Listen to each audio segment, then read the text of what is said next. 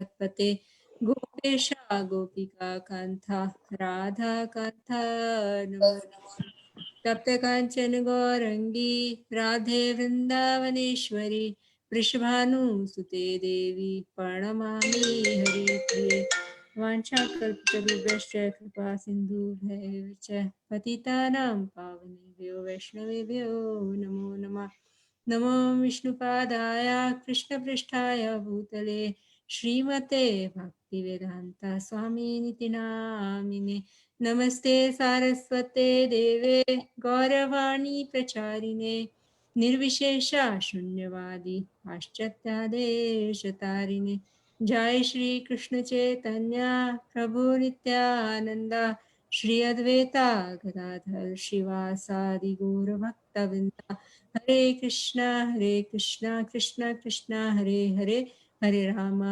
Ram Ram Hare Hare. I was born in the darkness of ignorance. My spiritual master opened my eyes with torchlight of knowledge. Respectful obeisances unto him. I offer my respectful obeisances unto all the Vaishnava devotees of the Lord. They are just like desired tree who can fulfill the desires of everyone. They are full of compassion for all unconditioned soul.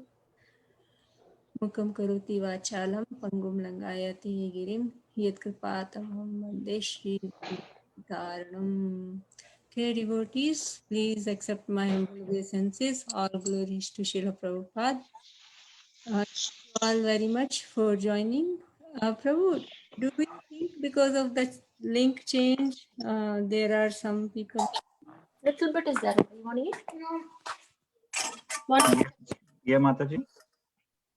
Do you think because we changed the Zoom link today, because of that there may be somebody not able to join or something?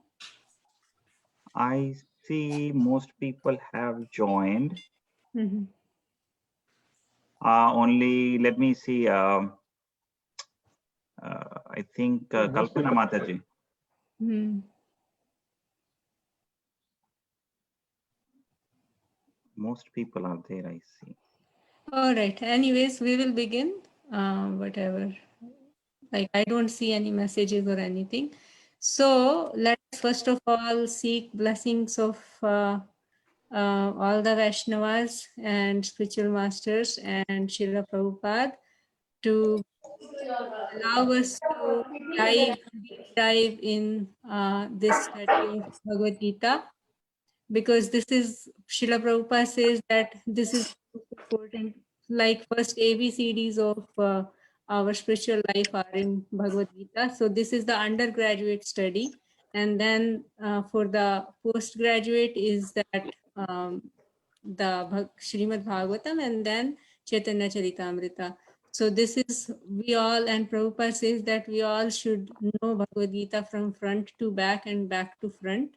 So we seek the blessings of Srila Prabhupada to really understand the message that Krishna is giving in this Bhagavad Gita.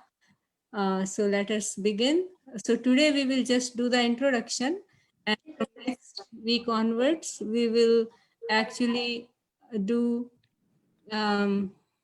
this like 2 verses a day. Everybody will study meditation. Somebody's phone is not muted. Can you please mute your mics so that there is no disturbance?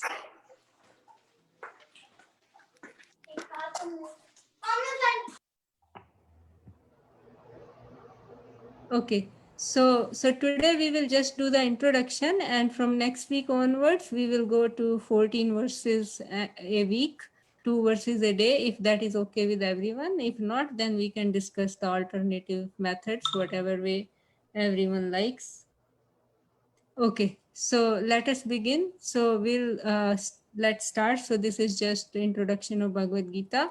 So this is whatever we are going to speak here is completely based on Srila Prabhupada's teachings and his Bhagavad Gita as it is. Everything that you will see here is based on that. Nothing different from that, and it will be from preface and introduction of Bhagavad Gita that Srila Prabhupada has given in his most transcendental Bhagavad Gita as it is.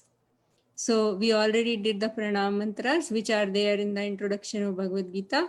So all of us, we should actually, because these pranam mantras are very, very important. And this is Mangala Charana, meaning that to invoke auspiciousness. So means it's offering obeisances and prayers and benediction. That is what is there in Mangala Charana. We invoke auspiciousness when we are reciting these mantras. And also I remember from reading in the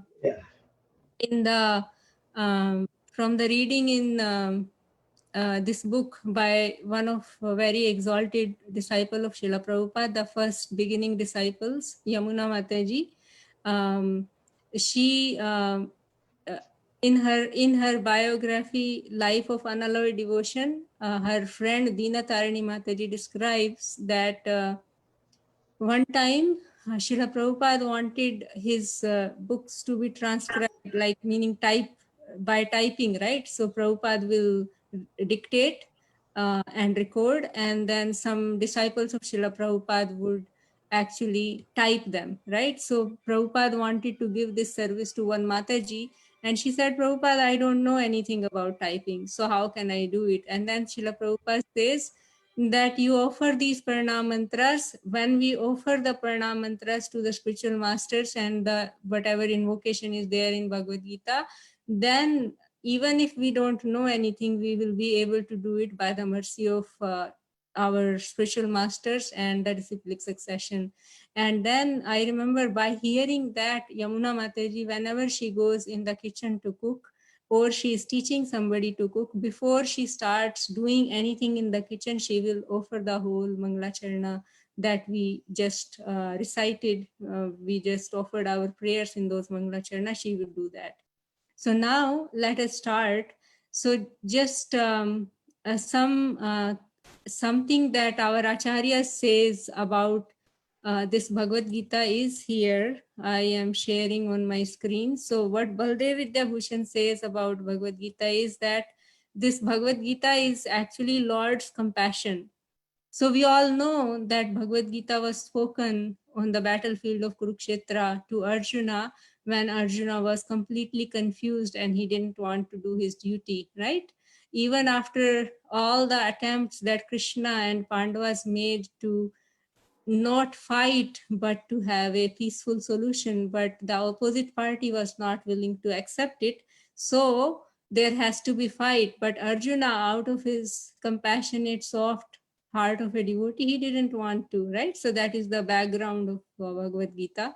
So now our acharyas, what they say, Baladev Vidyabhushan, he says about this Bhagavad Gita is as that Bhagavad Gita is Lord's compassion. And he says, he writes, wishing to deliver others in the future after his own disappearance, he placed Arjuna, whom he considers his own self, under seeming bewilderment at the commencement of the battle by his inconceivable energy. Then, on the pretext of removing Arjuna's ignorance, he spoke to Arjuna his own Gita Upanishad, which excellently ascertains the real nature of himself and his energies, right? So we all know that Bhagavad Gita, Krishna spoke to remove the confusion and bewilderment of Arjuna. So, and our the whole Bhagavad Gita as it is that Srila Prabhupada has given his purport, it is mostly based on the commentaries of Baladev Vidyabhushan, that is Acharyas in our Gaudiya line. So, and we know that Baladev Vidyabhushan is the one who has compiled Govinda Bhasya, right? So let us continue. Somebody else can read the next slide. It is the what Vishwanath Chakravarti Thakur says about Bhagavad Gita. So somebody wants to read? Yeah, I can read. Oh, go ahead. Go ahead. Go Go ahead, ahead. Mataji, you first. Oh, okay.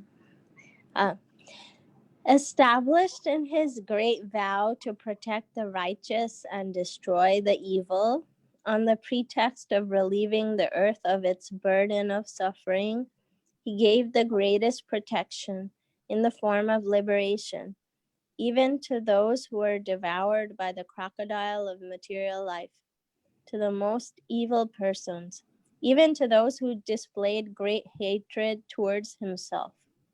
In order to deliver the jivas who would be afflicted after the Lord's disappearance by lamentation and illusion arising from the bondage of beginningless ignorance, and in order to uphold his glorious reputation sung by the sages, the makers of scriptures, he singled out his dear Arjuna. Arjuna then became afflicted by lamentation and illusion at the commencement of war by the Lord's own desire, in order to fulfill the Lord's purposes. The Lord thus manifested to Arjuna the highest goal of humanity, making it the most real and attainable, in the form of the Gita, consisting of 18 chapters, containing 18 types of knowledge, ornamented with the jewels of the ultimate import of the Vedas, composed of 3 subjects. Yeah. So basically, again, like this kind of, we hear in Bhagavad Gita that the purpose of Krishna's appearance is to annihilate the demon and to protect the devotees and to establish religious principles, right? And then in the previous one, Baldev Vidyabhushan, also we heard that actually means after Krishna leaves, then where will the religious principles reside? We heard that in Srimad Bhagavatam, the 6 questions that sages of Nimisharanya asked, and the answer is that this Srimad Bhagavatam will have all those religious principles, right?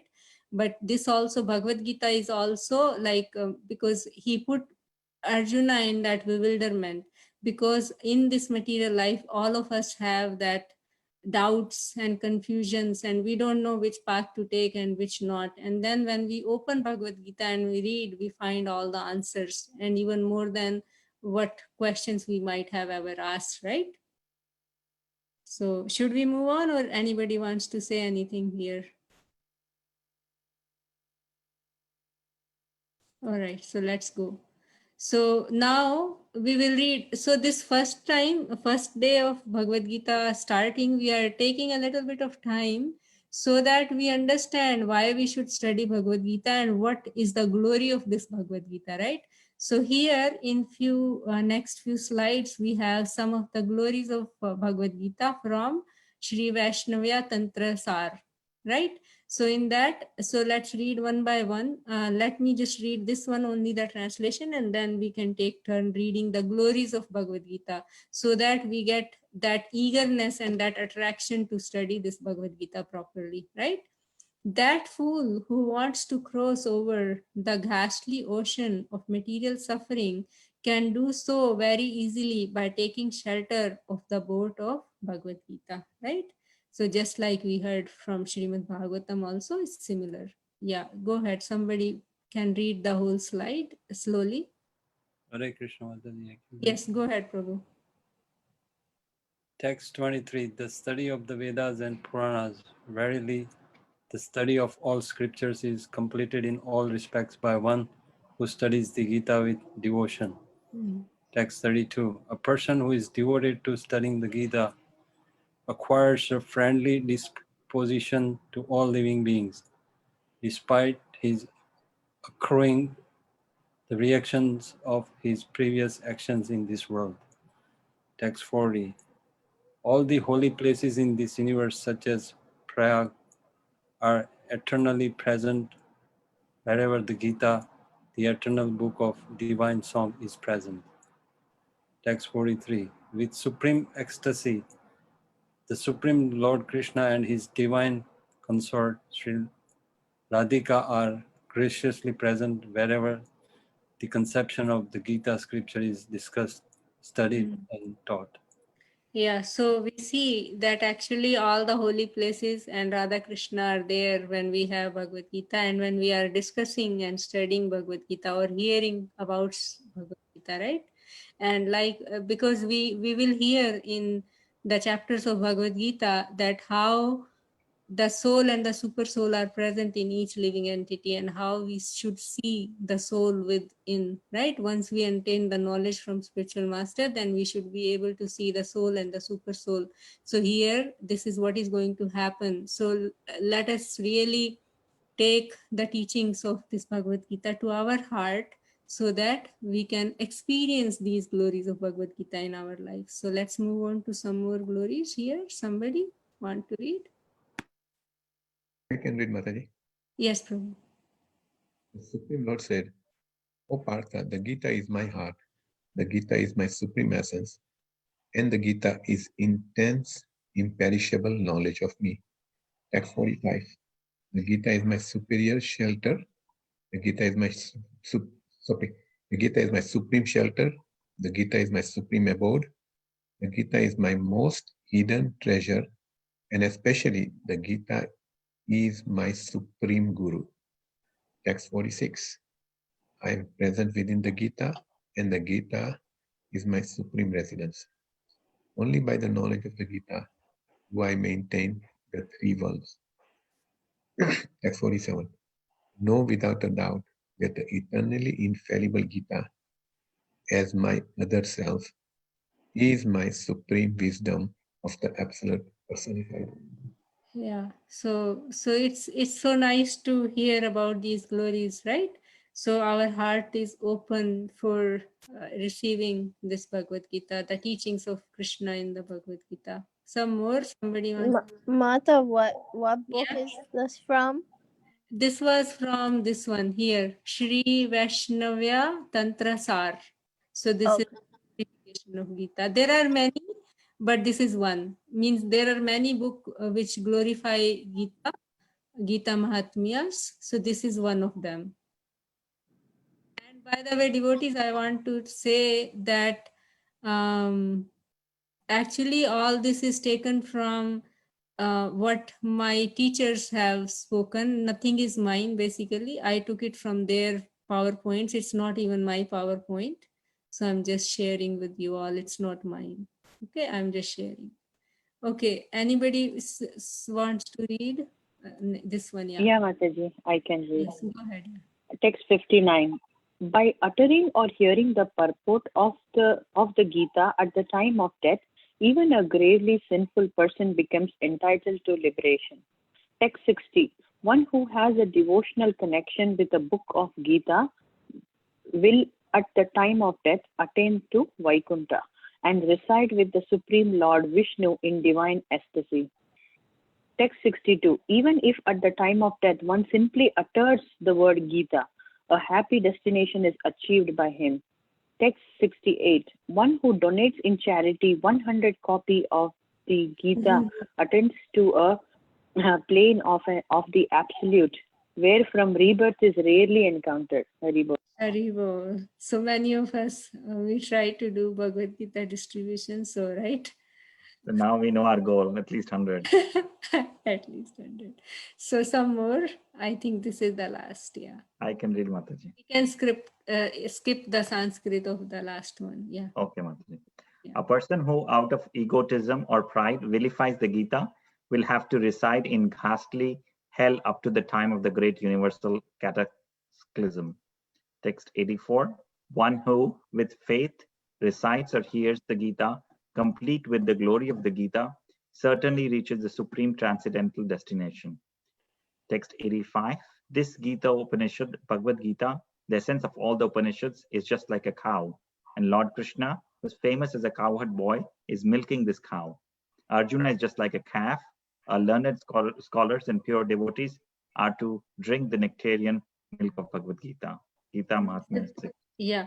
So this one Prabhupada quotes in the purport also, this one, the Gita Upanishado, Sarvo Upanishado Gao Dogda Gopala Nandana Partha Vatsa Sudhir Bhokta Dugdham Gita Amritam Mahat. So this is all from Gita Mahatmya, and just the first verse was from that one actually. All right. So let us, okay. And then in Bhagavad Gita chapter 18 verse number 58, Krishna says, so like whenever we start studying anything or doing any even material activities, right? Whatever material activity, even the material activity we do, we see a lot of obstacles that come in our goals or objectives or projects, right? So same way, while we are trying to study any scriptures, then also we have a lot of obstacles. Sometimes time doesn't permit, sometimes health doesn't permit, right?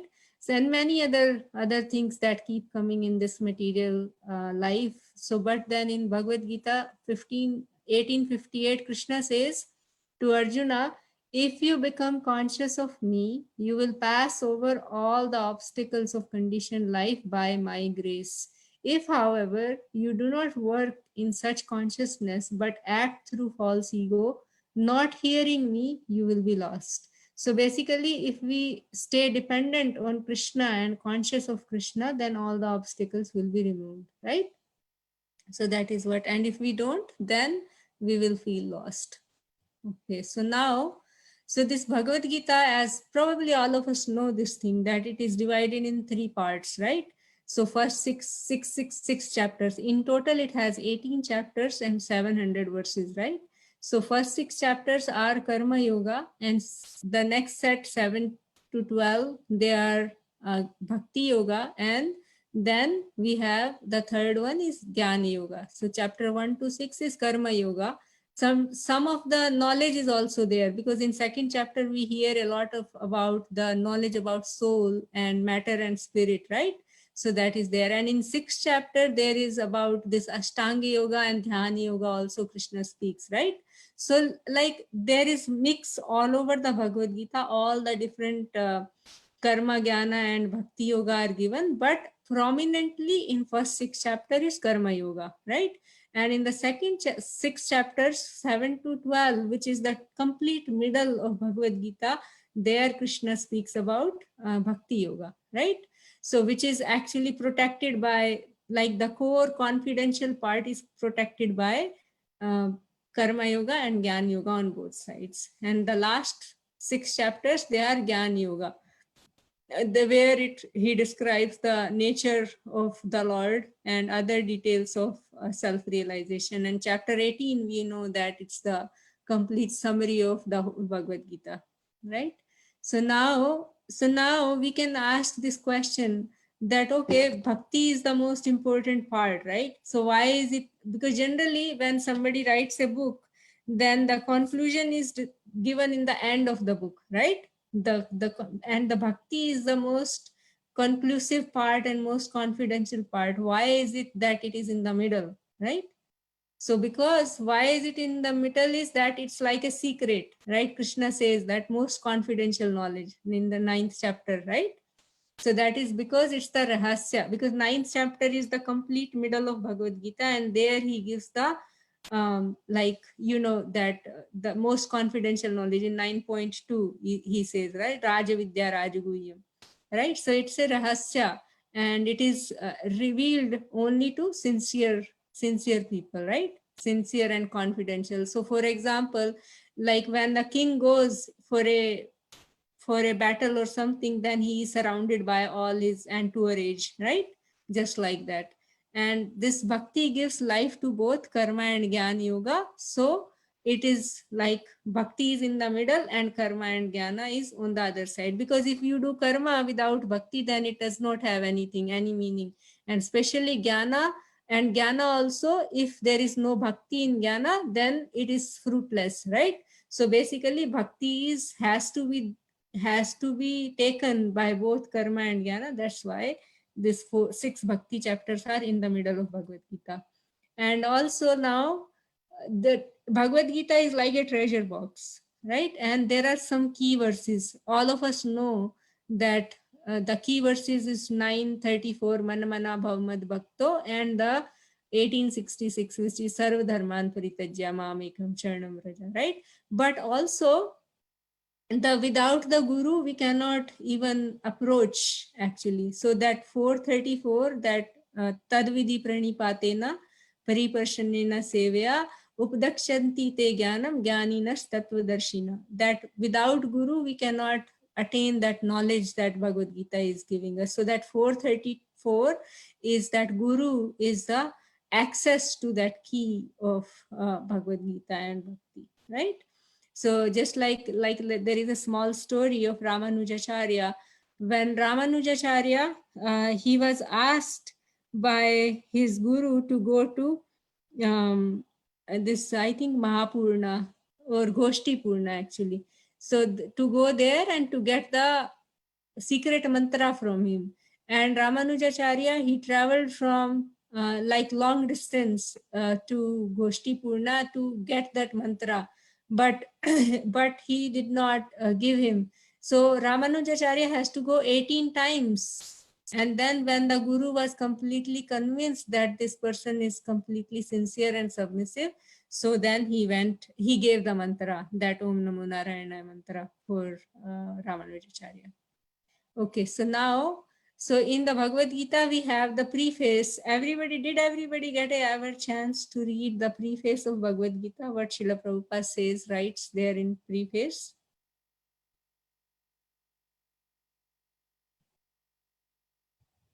Did anybody read preface? It's very important to read the preface, but I'll just give a little summary of that preface. So in the preface, Srila Prabhupada presents his inner mood and mission. What is Srila Prabhupada's mood and what is his mission when he is writing the purports and the translations of Bhagavad Gita. So let's see. So what is the mood and mission?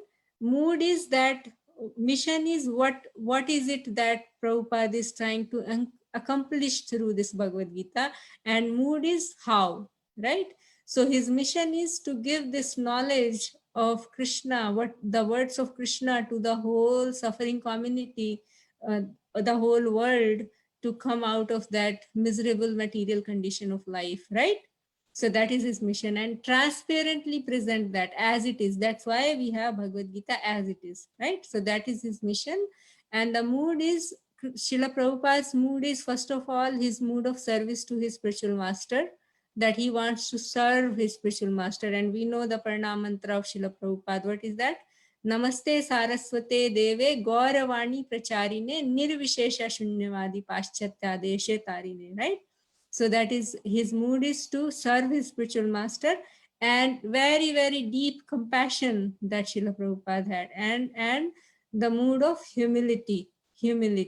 And also Prabhupada, in one of the paragraphs in the preface towards the end, he says that we should be protected from Mayavadi speakers. So that mood that Srila Prabhupada wants to protect us out of his deep compassion for us, right? And then in the end, he also says that only if one, let me read that next, in the next slide, I have that one.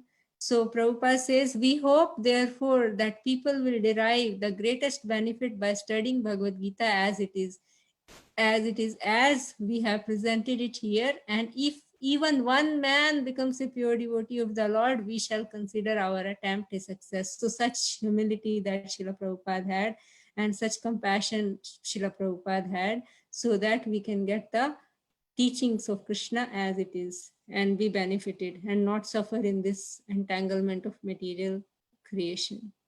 Okay, now we go to introduction. In Bhagavad Gita introduction, what Srila Prabhupada says. So before we move on, anybody wants to say something? Is this okay the way we are going, or you want some change or something? It's fine, Mataji. It's very good, Mataji. It's wonderful, Mataji. Okay, so now we will go to introduction. Some of you must have read introduction, so if you like, you can add some things in between. So in the first beginning of introduction, Srila Prabhupada speaks about this necessity of Bhagavad Gita as it is, right? And we know that Bhagavad Gita is known as Gita Upanishad. So it's like an Upanishad, and it is the song of God. So that is why it is called Gita Upanishad. And then Prabhupada says that essence of Vedic knowledge, and this is like most important Upanishad. This is Bhagavad Gita is essence of all the knowledge, and it is spoken in between Mahabharata, right? In like when Mahabharata is taking is going on, and in between it is included in Mahabharata, and it is Upanishad. And then he speaks about, oh, there is many commentaries already existing of Bhagavad Gita, so why do we need this one more, right?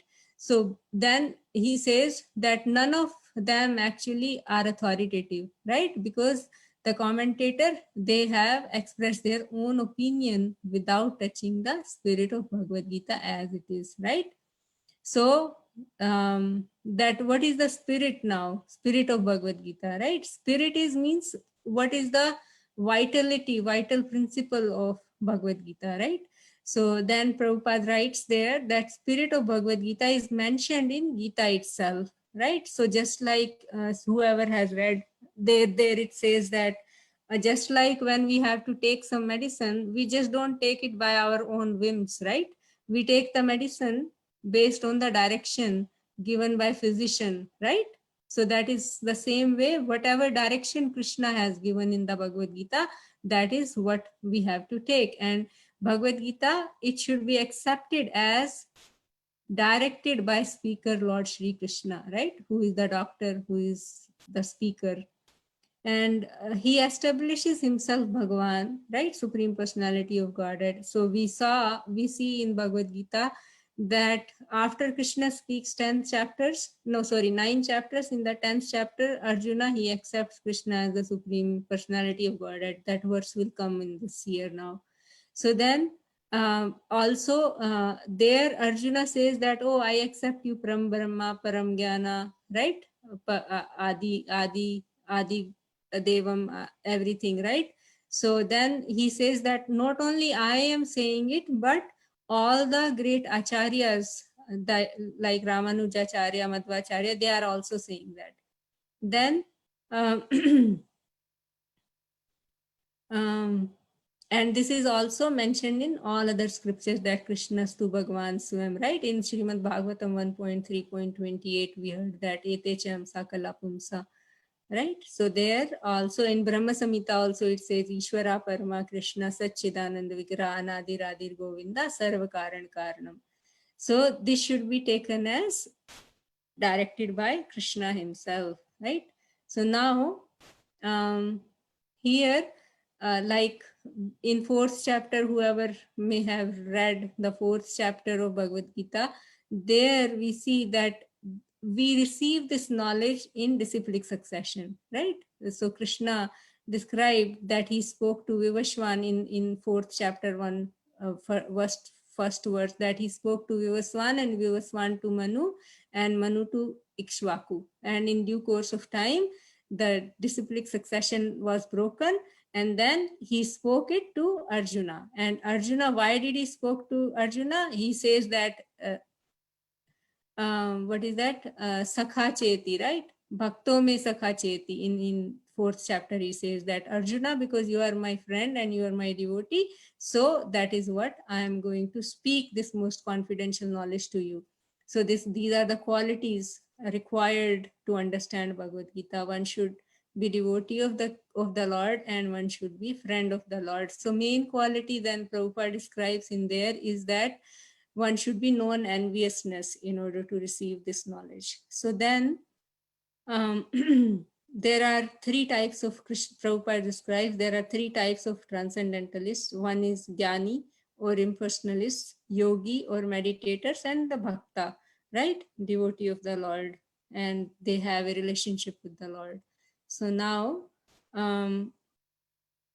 then Prabhupada describes that there are 5 types of relationship. I won't go in detail because everybody knows that there are 5 types of relationship. We have Shanta, Dasya, Vatsalya, and Sakhya, and conjugal, and the Madhurya Rasa. And at present, we have forgotten that constitutional position of ours. And that is once we realize that perfect relationship with Krishna, that is called Savrup Siddhi, right? And Prabhupada says that it can be revived by process of devotional service, and that is called Savrup Siddhi. Okay. So now this is in 10th chapter 12 to 14, Arjuna accepted Krishna as the Supreme Personality of Godhead, right? Param Brahma, Param Dhamma, pavitram param bhavan. So I'm not reading it, just that Arjuna, then after hearing 9 chapters of Bhagavad Gita, Arjuna understood that Krishna is the Supreme Personality of Godhead. So actually, this is a guideline for us to understand that when we are reading Bhagavad Gita, we should also try to see the mood of Arjuna and then try to imbibe his mood. Oh, devotees, I forgot to tell you one thing before we started introduction, is that this introduction actually, Srila Prabhupada's disciples in the beginning, they organized a lecture for Srila Prabhupada in a big hall, and nobody came in that hall. And then Srila Prabhupada spoke this introduction, and it became that, nobody came actually. And then this became the introduction of Bhagavad Gita actually. So that is what it is. Okay, now how Bhagavad Gita should be understood, right? So we read earlier, we discussed earlier that how the spirit of Bhagavad Gita is within Bhagavad Gita, and that spirit is what? Taken spirit of Bhagavad Gita, it should be taken in spirit of devotion. And like when in 4th chapter, Krishna spoke to Arjuna that I am going to give you this transcendental knowledge because you are my friend and my devotee, right? So we have to have that little devotion for Krishna in order to understand Bhagavad Gita, right? And so then if we are in devotion to Krishna, then we don't feel ourselves to be equal to Krishna, right? That the position of a teacher and a student is not same. So we cannot receive knowledge when we understand somebody to be at equal level as us, right? So we have to understand that Krishna is superior to us. And Prabhupada also says that we should at least theoretically understand that Krishna is the Supreme Personality of Godhead. Even though I have not realized, but let me accept Krishna as the Supreme Personality of Godhead. And when I am studying this Bhagavad Gita, then I will understand how he is the Supreme Personality of Godhead, right? So that is called, what is that? That word will come and I'll tell. One trying to study Bhagavad Gita should at least theoretically accept Shri Krishna as the Supreme Personality of Godhead, right? And our spirit should be, Prabhupada writes in the introduction, that it should be submissive spirit, right? Otherwise, it will be very difficult to understand Bhagavad Gita, right? Because it's a big, great mystery. So, and we understand from 2nd chapter of Bhagavad Gita that Arjuna, even though he had a friendly relationship with Krishna, but in order to remove his doubt and his confusion and bewilderment, he accepted Krishna as the Supreme Personality of Godhead, right? Sorry, his guru, basically, sorry. So means guru and disciple means there has to be submission. When somebody is superior to us and we are, on the receiving end, then we have to have the submissive attitude there. So then now, purpose of Bhagavad Gita, Prabhupada describes there. What is the purpose of Bhagavad Gita? Is to deliver mankind from nuisance of material existence, right? So we are all full of difficulty, anxiety in this material world, right? And we are in temporary. And out of so many sufferings, some inquires why suffering, and they want solution, right? And we know that human life begins when there is athato brahma jigyasa, when that inquisitiveness to know comes, right? Right. And then for such sincere students, Bhagavad Gita is spoken. And also in that section, there was a very wonderful sentence that Srila Prabhupada writes, is that we are not meant to be threatened by this temporary nature because we are eternal souls, right? We don't want to be in confined, to die because we are eternal. So that is where the fear comes, right? So now, we know from 4th chapter Bhagavad Gita, the verses, why does Krishna descend, right?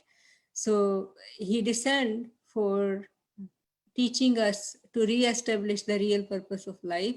And we know that there is one verse in Bhagavad Gita where it says that Manushanam Sahasreshu Kashtit Asti Dhananjaya, meaning out of many, many thousands and thousands of people, only very few understand, only very few, they take the path of transcendence, and out of them very few know the tattva of Krishna, right?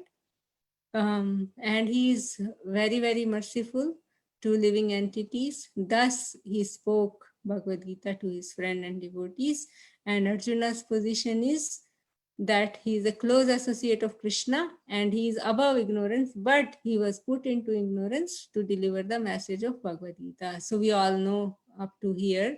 And then in Bhagavad Gita, like, because in introduction, Srila Prabhupada is kind of describing what all is there in this Bhagavad Gita, right? So in Bhagavad Gita, there are 5 topics, 5 truths that are being described. So probably all of you know that already. So Ishvara, Jiva, Prakriti, Kala, and Karma. Out of these 4 are eternal, and but the karma, so we will be happy to know that this karma is not eternal, right? It can be changed. It is like very, it can be changed by the process of devotional service. So we all should be happy that karma can be taken off, karma can be removed, and it's not eternal. So now, what is the Ishvara? We all know that he's the supreme controller, or he's Brahman, or supreme Paramatma, supreme Godhead, supreme consciousness, and is greatest of all, right? And living entities are qualitatively same, but quantitatively different. And material nature and Kala are working under direction of Krishna, right? Krishna says, Maya Dakshina Prakriti Suyate sa Characharam, right? The material nature, and Prabhupada gives the example of automobile and cosmic nature. Like the automobile, it is the driver is driving it, right? It's not that it is being driven by itself, right? But a child, he thinks that, oh, how wonderful is this automobile, it's running by itself, but without the driver it cannot run. And the jiva, they are part and parcel of the Lord. Like Prabhupada gives the example of particle of gold and goldsmith and a drop of ocean and ocean, right? Jivas are same in quality but minute in quantity.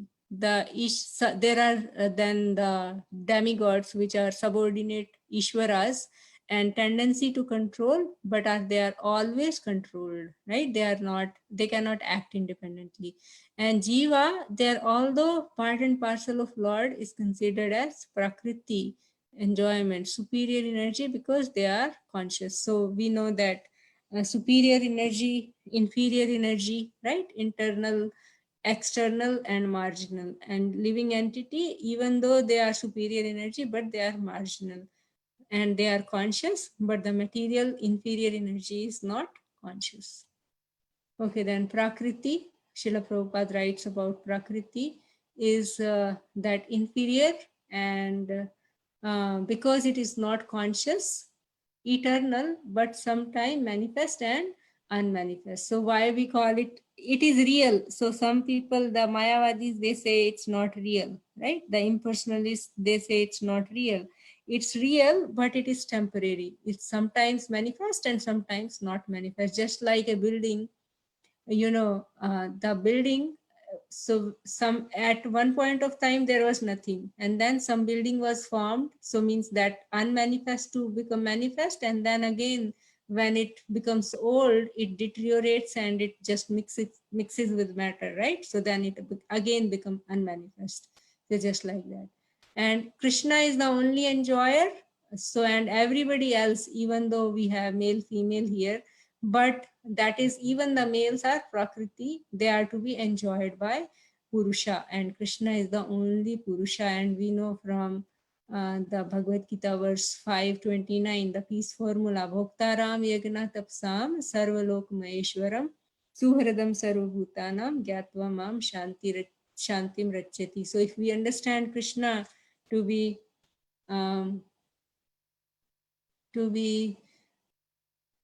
the Bhoktaram, and the means the enjoyer and the proprietor and the best friend, then we can be peaceful.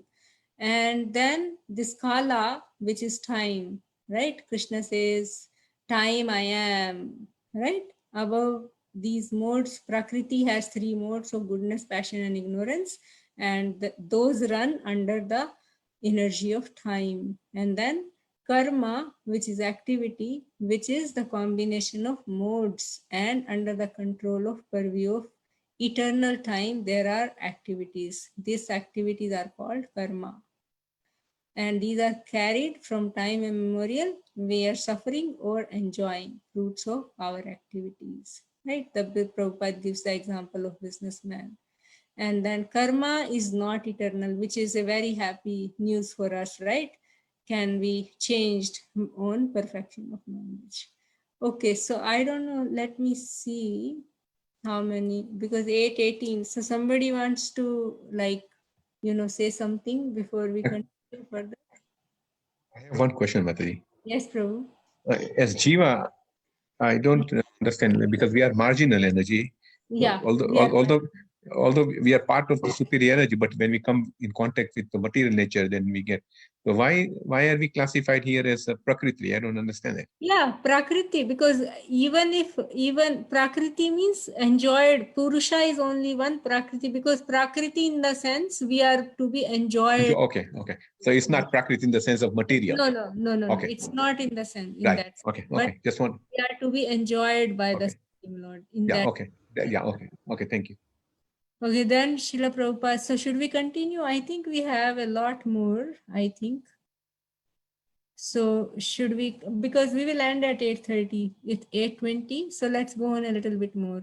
So now the difference between the Lord, because we are qualitatively one with the Lord, right? So then what is the difference? Everybody knows that, because as Jiva, we can know only our body, right? But as Supreme Lord, he knows the everybody, body of everybody, right?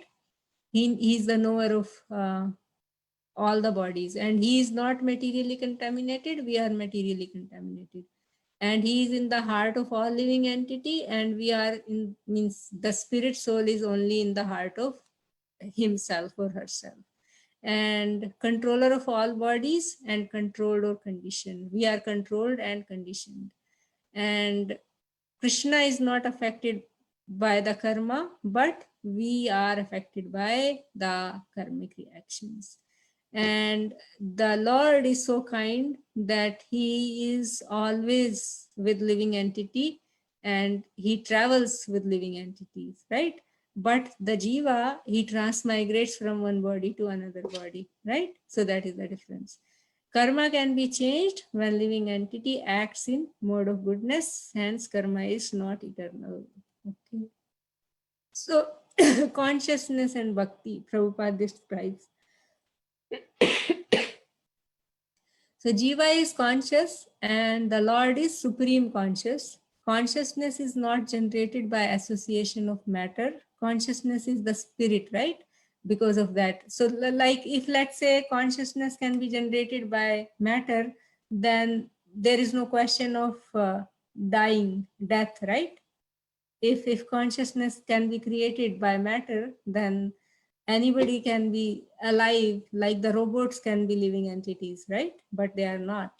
So for jiva, the consciousness is covered, or as light is covered by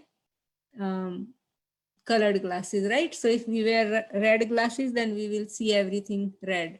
But jiva, the pure consciousness, it gets covered because of material modes of nature. When Lord descends into material world, his consciousness is not covered or affected. So this is also the difference between, we heard earlier also, the difference between the jiva and the Lord. Bhagavad Gita teaches us how to purify consciousness, and any activity in purified consciousness is called bhakti. So this is what is the main part here. What is bhakti? Is that activity in purified consciousness is called bhakti. Pure consciousness is transcendental to the 3 modes of material nature, right? So when jiva is materially contaminated, it's called conditioned, false consciousness or false ego, bodily concept of life. Mukti or liberation means freedom from bodily concept of life. So this is what we are all looking for. So our greatest enemy is this false ego, right? One of the 6 enemies is false ego, and that is the first one to come and is the last one to go.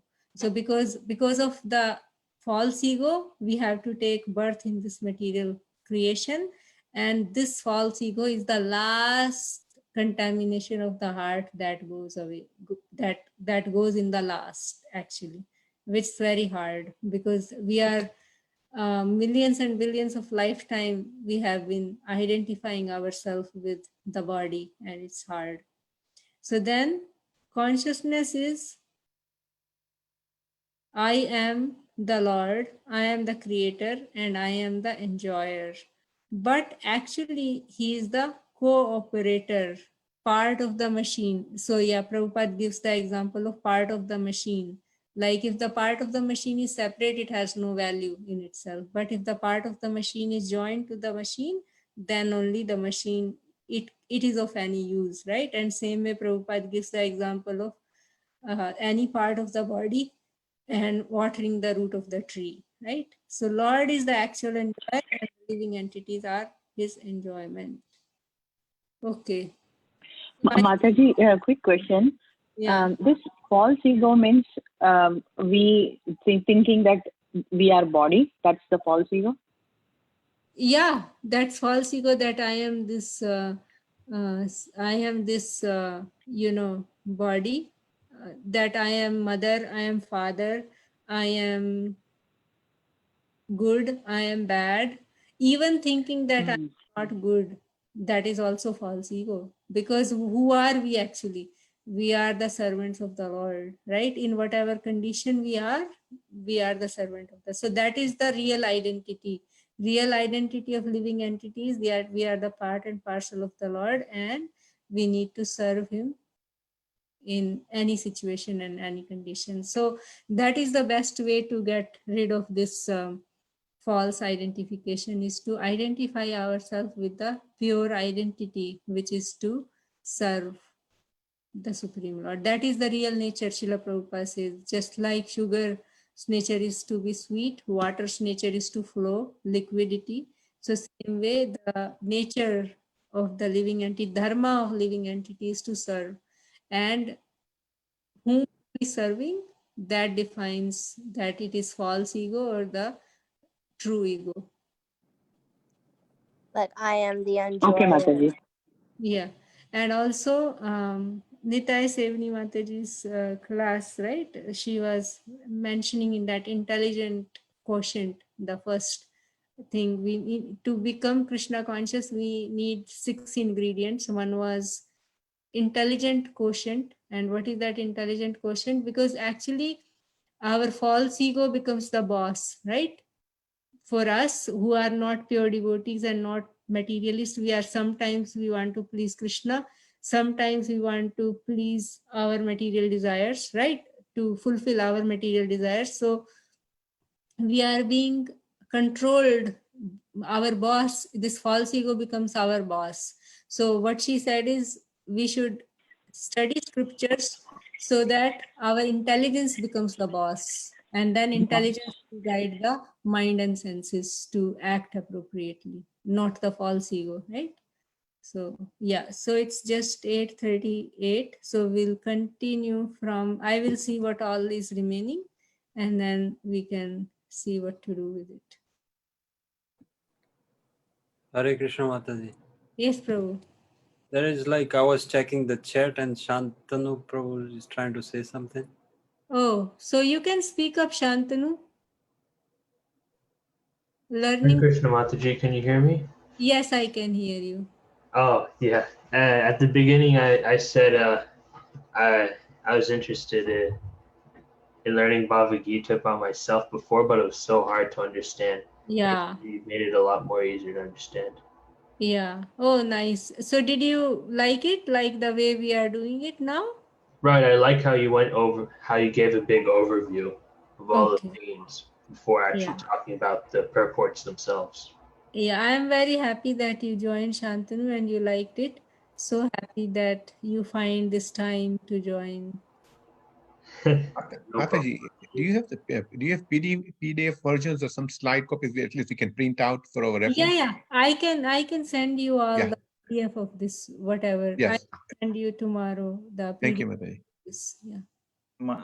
Kalpana Mataji, I think Avishi was asking a lot of questions the other day. I don't remember which thing. If she wants to join, she should join this class too. What do you think, Kasturi Manjari Mataji? Yeah, they can. And Shantanu, you can invite your friends. No problem, Mataji, but I think they all might be very busy. I was lucky this time. You know, if you encourage them, maybe they will join. But I'll try. Well, Thank you for the yeah. idea. Thank you very much. I'm so happy you made my day. And it's her birthday Hare today. Krishna, Didi. Jyotiya. Didi, can we record these sessions also? Yeah, this is on the Facebook Live now. So you can, I will send you which Facebook Live it is. If you see the message that we did, that is there also we have in the flyer, we have that Facebook Live thing. Okay, thank you. Okay, devotees. So it's anybody has anything to say before we move on to the next chanting part? Well, thank you so much, Mataji, for doing this. This is great. Thank you for doing this. Asmita Mataji, you have something to say because you are a Bhagavad Gita fan. That's why I'm asking. I think she is busy with something, maybe. I'm just listening, absorbing it. Okay. All right, devotees. So let's move on to the next part. But what I believe that if we read the whole introduction by ourselves, then it makes more sense than just doing this thing. Right? Yes. No, yeah, like I you said, agree, Mataji. this gives you a concise summary of the whole introduction. Yeah, summary of the introduction, meaning it basically puts the topics like, okay, what all is discussed in Right. the introduction. And if you see the whole Bhagavad Gita is covered in the introduction, basically, right? Yeah. So Yeah. thank you all very, very much. So Prabhu, do you want to keep it live for the chanting? I think we will end that now live, or Yeah, I think so.